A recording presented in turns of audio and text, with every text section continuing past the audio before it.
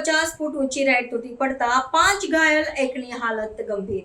નવસારી જિલ્લાના બિલીમોરા ખાતે આવેલા સોમનાથ મંદિરના મેળામાં એક ગંભીર દુર્ઘટના સર્જાઈ હતી, જેમાં આશરે 50 ફૂટ ઊંચી રાઈડ અચાનક નીચે પડી હતી.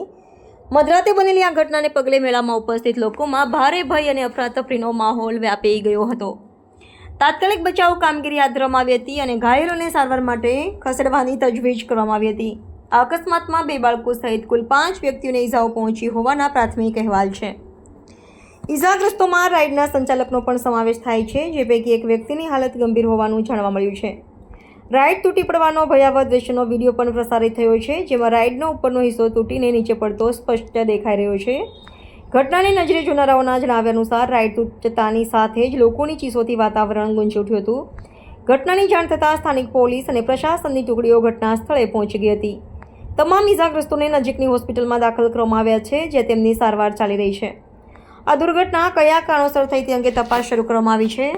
યાંત્રિક ખામી કે સંચાલકોની બેદરકારી જેવા તમામ પાસાઓને ધ્યાનમાં રાખીને પોલીસ દ્વારા વધુ કાર્યવાહી હાથ ધરવામાં આવશે.